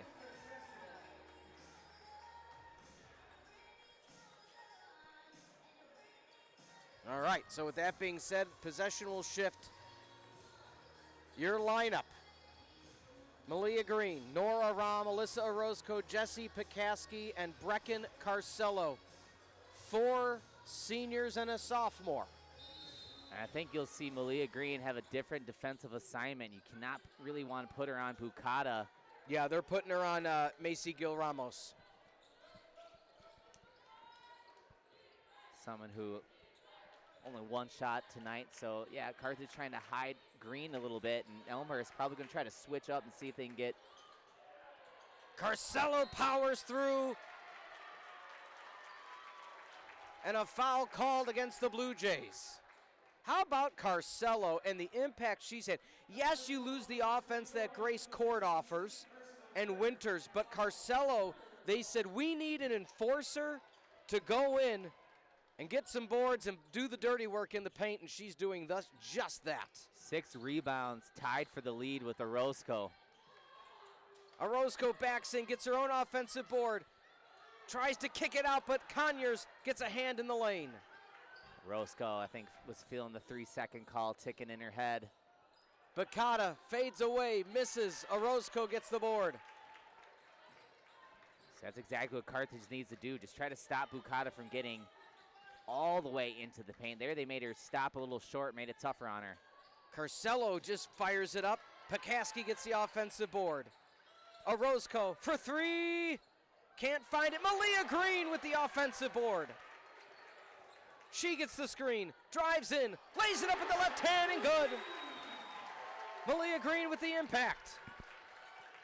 Exactly what you need from your first team all CCIW player there, as she gets the offensive rebound and finishes strong with the left hand. Huge for the Firebirds to get back on top. Bakata thought about the shot from the free throw line, pulls it back. She has been guarded heavily by Jessie Pekaski, not letting her breathe. The fadeaway jumper and good. Klaczynski putting on a clinic in the paint. That fadeaway jumper, Klaczynski, time after time, 15 points for 25. Really tough to stop that. As you said, that little fadeaway just gives her enough, and it's a quick shot. Aram gets it to Carcelo. She drives in, and she'll go to the line for two. Third foul, I believe, will be on Klaczynski. It will be. Again, the impact of Carcelo cannot be understated. And it's not an official stat, but it feels like Carcelo has drawn 4 or 5 fouls herself. And, I mean, now Elmhurst with 14 fouls. Every foul after this, Carthage is going to go to the line with 5.5 to go. And Jessie Pekaski getting a quick sip of water on the sideline. She is, I mean, again, a all-conference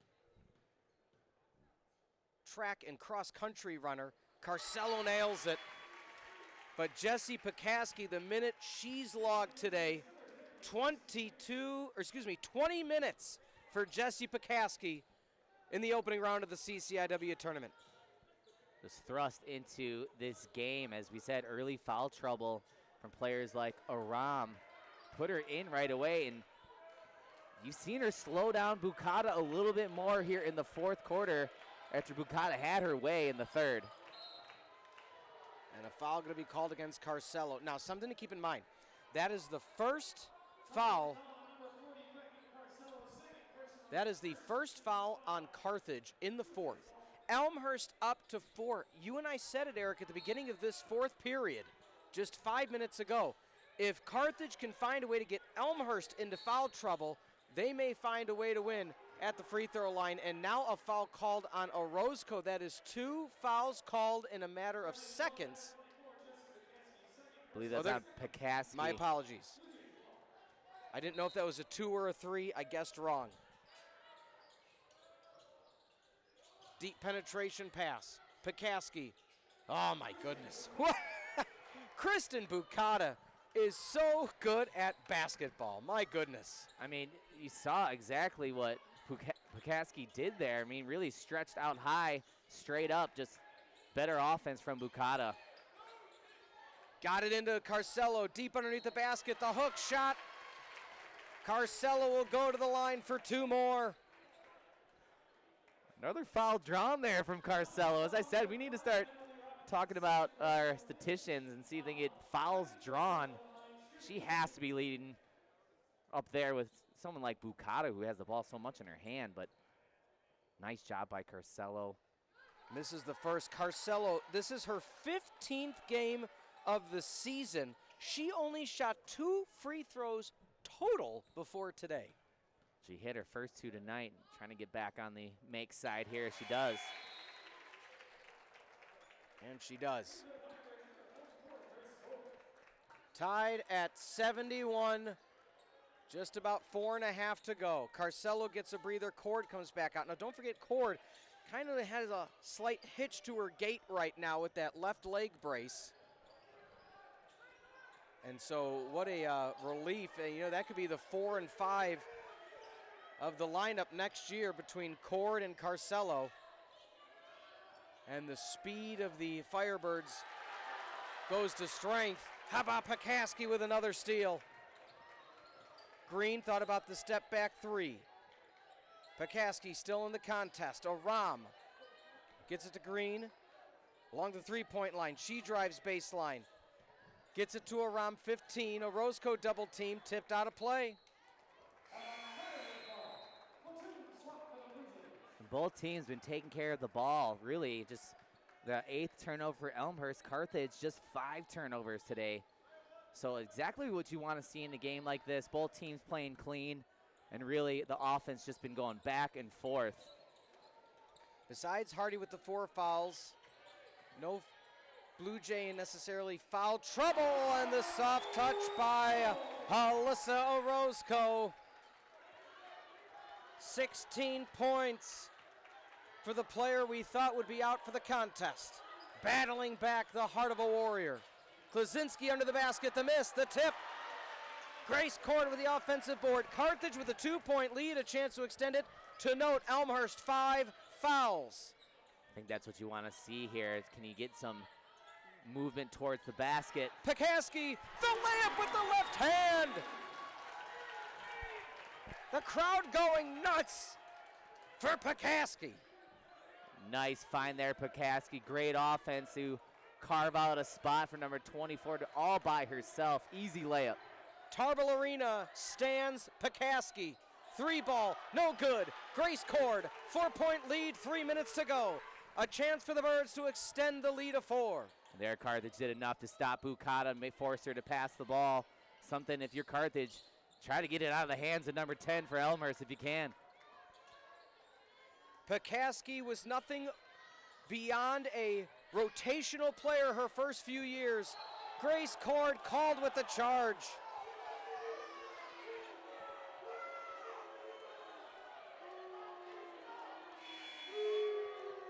Tough call on Cord there. You saw Coach Jones didn't think the right call was made, calling for a flop, as we'll take a look.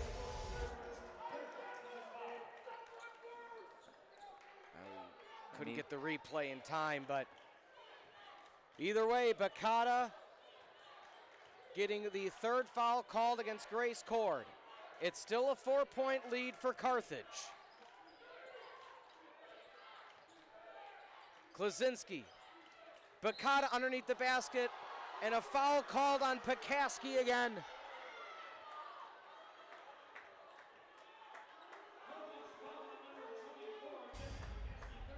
Let's take a look, Eric, at that prior play. And it kind of looked like that left foot was still sliding, but they're saying offensive foul, and now Bukata draws one on the other side. And there's that length of Malia Green making it uncomfortable inbound this ball. Floating in for Orozco. Klaczynski able to get it off to Gibson. Conyers for 3. Misses. Orozco called for the travel. Not happy about the call. She thought she got pushed in the back there. Ref saw it another way. A couple of calls going against Carthage here. It's close. Just got to stay mentally tough. You know, when things seem like they're not going your way, you just got to try to stay calm. You're up 4, 2 minutes to go. See if Carthage make a big defensive stop here. Yeah, if they force the Blue Jays to miss, my goodness, it might blow the top out of Tarble. Bukata drives, lays up with the right hand. And it's not just what Bukata does scoring, which seems so effortless. It's she draws the attention of so many defenders. 25 points for Bukata. Pass into Cord. She backs in. Lays up with the left hand. The miss. The board, Klaczynski. Carthage got the look they wanted there. Grace Cord so efficient from down there. Just too strong. Klaczynski thought about the 3. Drives. Lays up. Misses. Conyers, offensive board, another miss. Gibson, the turnaround, another miss. Alyssa Orozco with the defensive rebound of her career. Birds up by 2. Carthage survives that. It felt like after so many offensive rebounds, you expect Elmhurst to score. Carthage forcing it to get it back here and see if they can stretch it to 2 possessions. Again, Dan Pfeifer will interview a winning representative of the game. Under 5 to Aram with 3, with 2. Pekaski misses. Couldn't find the shot they wanted. Gibson. Conyers is open for 3. She misses. gets her own rebound, gets blocked, stolen by Malia Green. 10-second differential on the clocks. Malia Green drives. A foul called. It was a foul called, Eric. I thought they might have called a timeout, but with a 2-point lead, the fourth foul called on Klaczynski and Malia Green. She needs 1 out of the 2 to make it at least a 3-point game. Elmhurst, I don't think, had to foul there. No. If they play straight up and get a stop, they would have, I believe, they would have had like 10, 12 seconds. Over 10 seconds. That's it. The next sentence I was going to say. Malia Green free throw misses. Oh. But the next thing I was going to say is there's a 10-second differential in the clocks. The free throw of Green's career. A hush falls over the crowd. She makes it. Now let's not forget. Oh boy, 76-73. Carthage up by 3. Winner goes on to play Friday in the CCIW tournament. Season ends for the loser. With that being said, a 7-second differential in the clocks. How did the first half end? If you don't remember, I'll remind you. A 3-pointer from half court by Klaczynski to send it in tied 36 at the half. There's more time than that, of course, but if you are Elmhurst, you got to look for the good shot. You have time to find the right shot. That's just what I was going to say. I mean, you got to believe they're going to put it in number 10, Bukata's hands, and they have enough time where if they can get a early look, get Bukata going to the basket, maybe draw a foul, and something that Carthage has struggled to stop all game. Just as if the time starts to dwindle down a little bit, that's when you're going to force Elmhurst into try to take in a 3, which they're just 18% from the 3-point line. Big possession here. Fans getting to their feet at Tarble Arena. Opening round of the CCIW tournament. Bukata, Pekaski, shot with the right hand and good. All right, so I was also going to mention Elmhurst could, if they wanted, go for the layup, go for the easy 2 if it's there, and then play the foul game. Why do I say that? Carthage from the free throw line, 11 from 16 currently from the charity stripe. Carthage leads by 1, so you suspect Elmhurst will immediately foul against Carthage on the inbound. They'll immediately foul, and whoever's at the line for Carthage will have 2 chances to extend it back to 3, or if they're 1 of 2, hey, it plays in Elmhurst's favor. So whoever gets fouled for the Firebirds, look for them to get Grace Cord to the free throw line, one of the best free throw shooters for the team. Only 1 for 2 today. First and foremost, you want to get this inbound pass, and there you can see they're going to try to get it to Aram, their best free throw shooter. It gets to Cord. There's the foul. 19.4 to go. So you called it. The first look was Nora Aram. The second look was, so Cord set the screen for Aram. And then the second look off of that off the screen was Grace Cord. And Cord coming into the night 80% from the free throw line. Second on the team. No bigger free throws that she's had this season than right now. Nails the first, so at least it's a 1-bucket game to tie. 19.4 to go. The second, good. Now if you're Elmhurst, now you got to look for the 3, or you should look for the 3, or you play the same thing. If you have an early chance at a 2, maybe you go for that again. But time is of the essence now. That's 10 more seconds off the clock. And I think if you're Elmhurst, I mean, you're going to get it into Bukata's hands. If she can get a drive to the basket, you saw how frequently she's been able to get to the rim. If you can get that quick 2, you'll take it. But also something that we've seen is Bukata passing out of the paint, and it's going to come down to one of the Elmhurst perimeter players to be ready to catch and shoot, because you know exactly Bukata going to try to take this to the rim.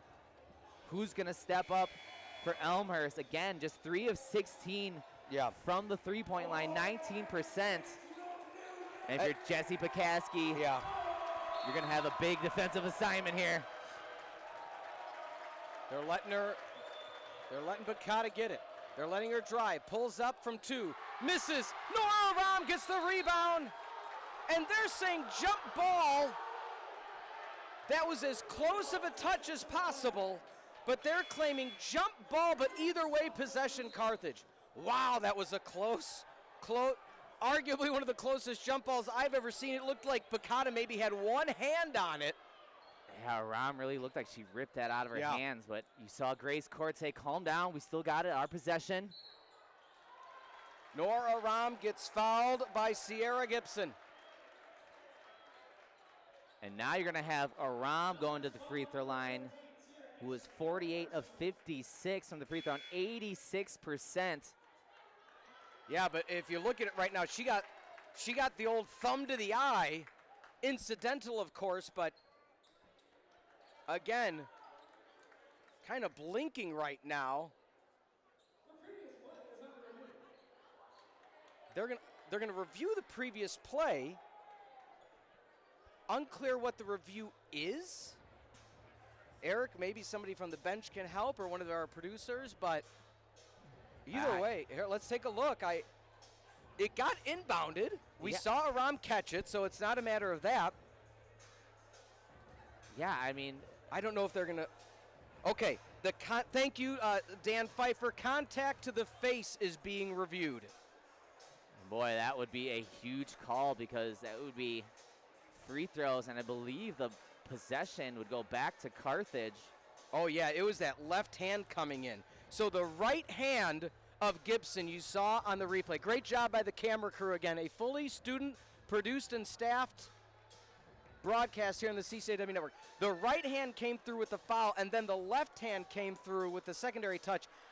I still don't think it was purposeful. No, I think that's inadvertent because, yeah, I don't think anything malicious there. She was just trying to get that foul as quick as she could. But here, Aram, I mean, you think you got to make one of two, but. All right, so the other thing, thank you again.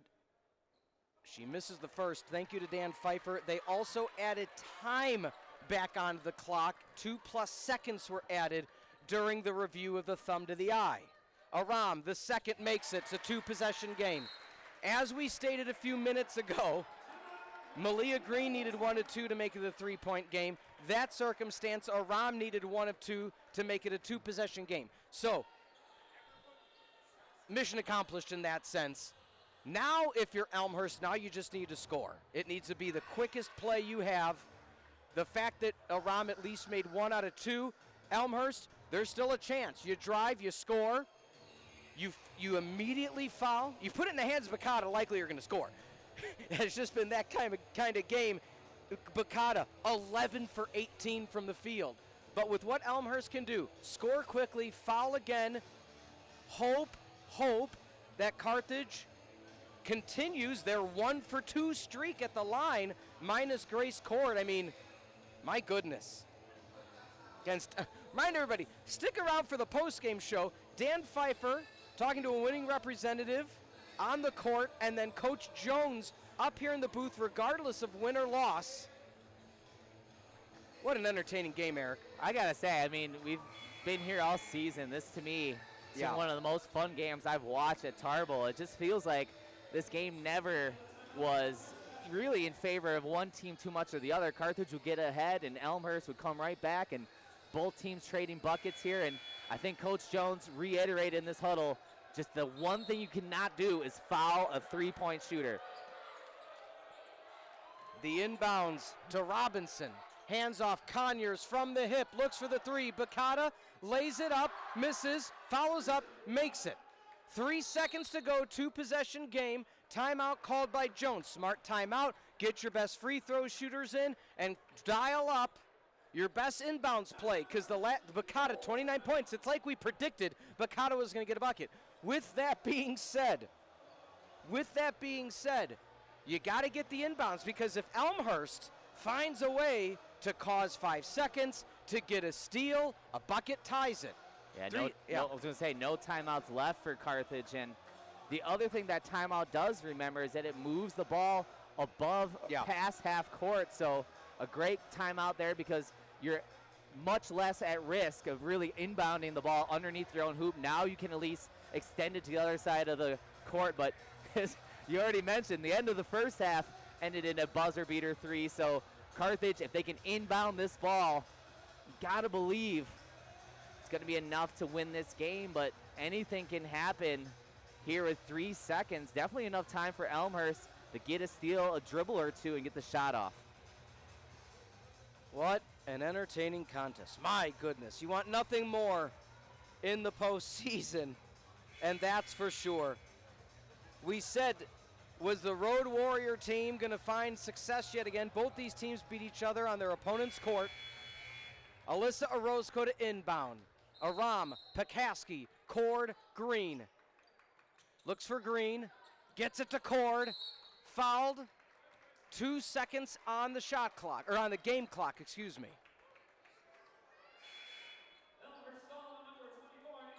I think they're gonna potentially review. No, they're gonna stick with, I thought coach for Elmhurst was gonna try to get. Yeah, no, Klaczynski fouled out. I think that was what the conversation was. All right, Grace Cord. 3 for 4 from the free throw line. She needs 1. We've said it many a times tonight, Eric. Player now, for the, go ahead. I was gonna say, see now here maybe if you can make this first one. You missed the second. Do you miss the second one? That's because that is a tall ask with no timeouts for Elmhurst to try to catch the ball and chuck it to the other side of the court in 2 seconds. She does miss. Robinson with 0. The right hand, Bakata, the Hail Mary. It's no good. That's going to be it. That's going to be all she wrote. The Carthage College Firebirds weather the storm like a sparrow in a hurricane in the Battle of the Birds and defeat Elmhurst and the Blue Jays 80-77 in the first round of the CCIW tournament. What an amazing game. As I said, it's kind of a shame one of these two teams going to go home empty-handed. The season's over, but credit to Elmhurst. Really had some moments in the game they could have let it slip, get Carthage way out ahead, but they hung around and got a lead of themselves, and it was the determination, the Firebirds getting into foul trouble, players like Carcelo stepping up big. What a game here for the Firebirds. We are now going to go to Dan Pfeifer with our player of the game on the CCIW network. Postseason victory. They're going to take a team picture first and throw up the dub. It looks like Nora Aram is going to be the CCIW player of the game. Ladies and gentlemen, Dan Pfeifer with Nora Aram. Here now with Nora Aram, your third 20-point game in your Carthage career, and it couldn't come at a better time. It keeps the season alive. Now you guys are moving on to the conference championship weekend. Did you feel the need to step up a little bit when you saw that Malia Green had the 4 fouls? I'm just happy we got the win. I was just trying to play my game, do what I do, and yeah, I'm just really happy we got the team win. It was a gritty game too. You know, you guys had the lead 15 different times, 13 ties in the game as well. Was there any one particular factor you think put you guys over the top today?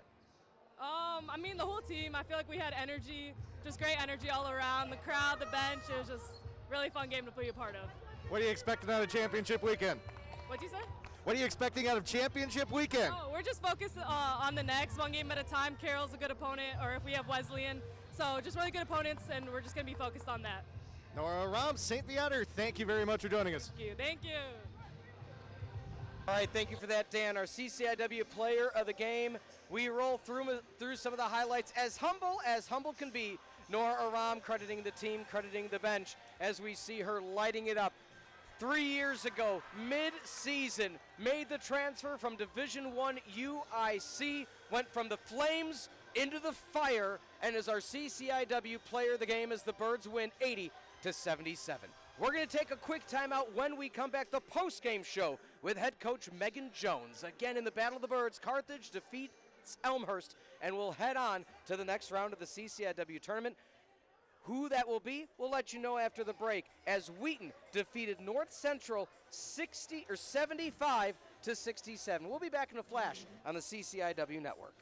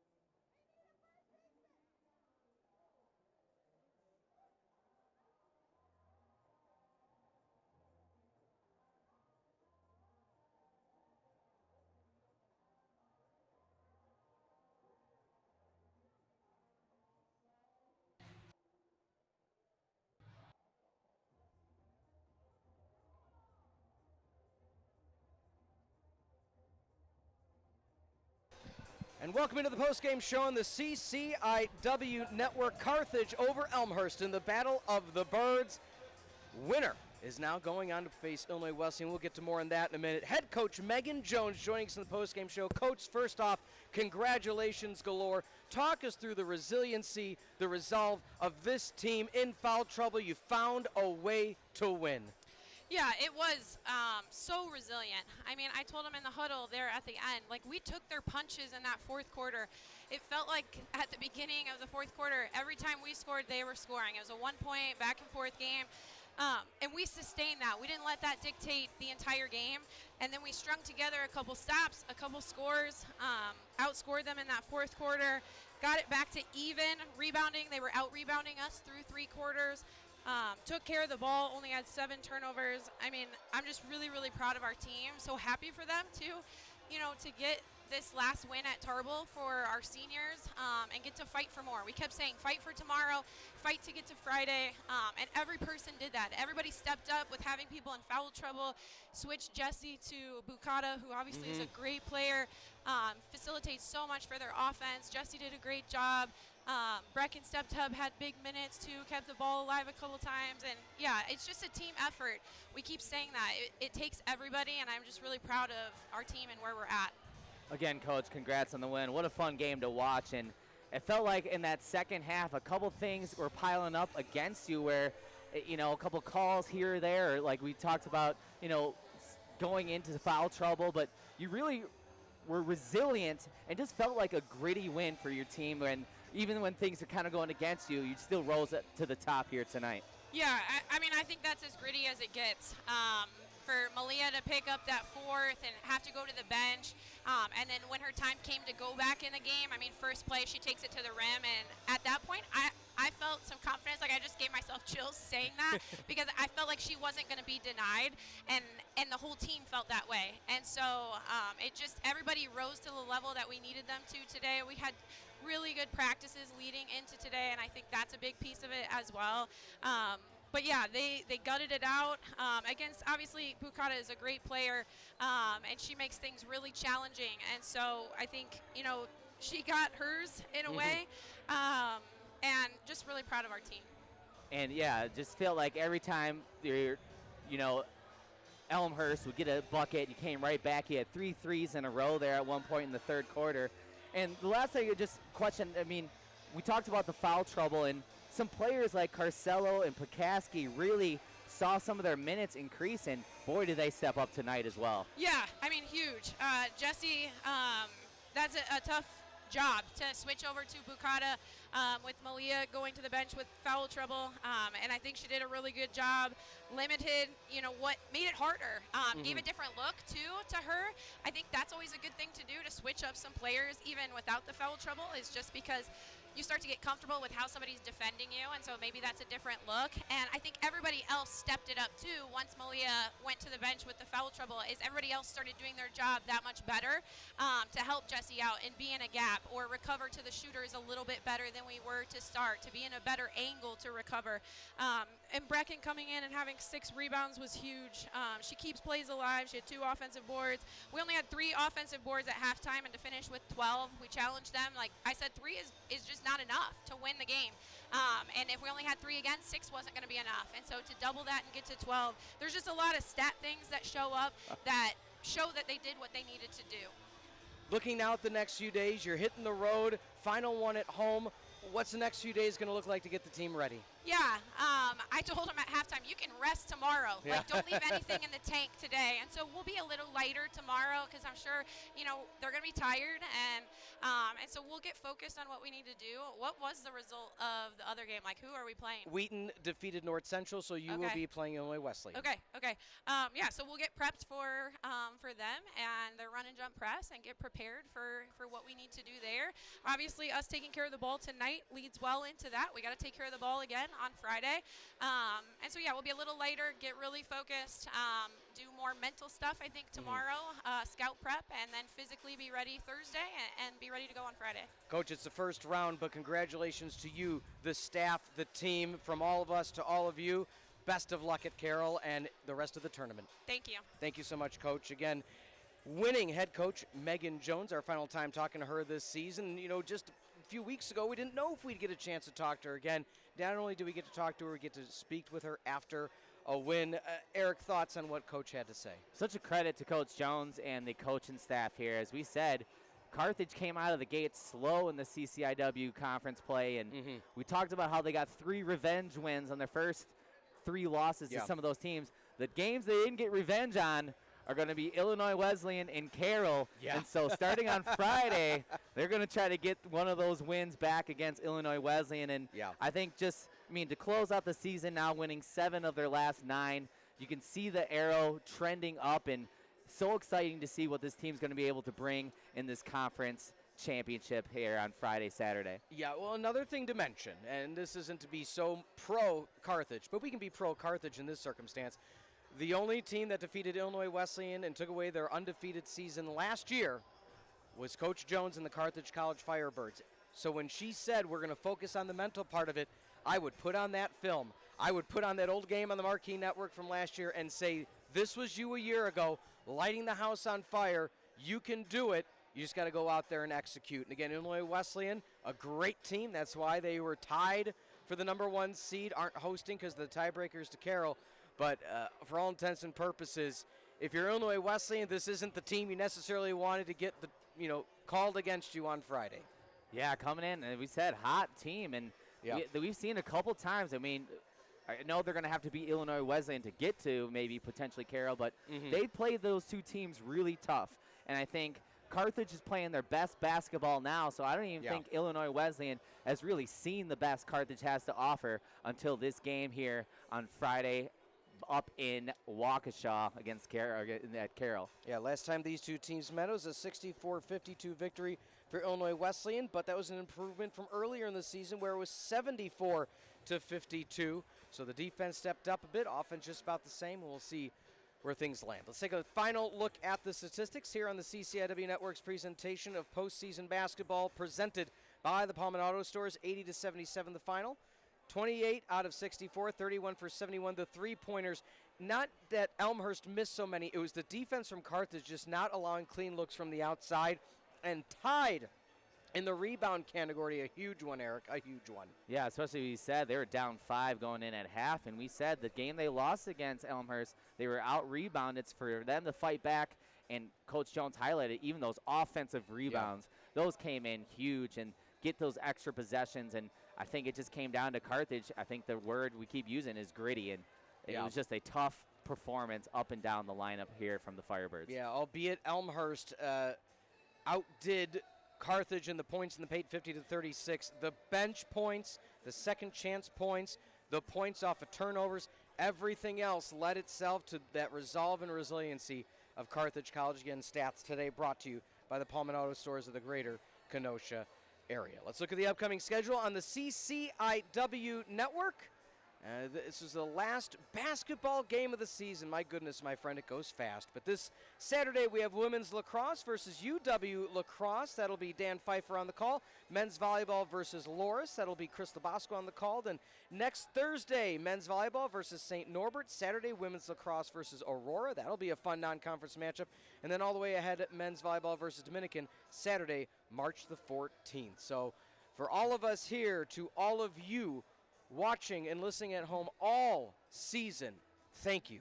For executive producer Mike Love, producer John Voinovich, again a fully student-produced and brought to you broadcast, director Logan Bader, Cameron on graphics, Addison on replay, Ray and Riley on camera. Again, an outstanding job not only tonight but all season.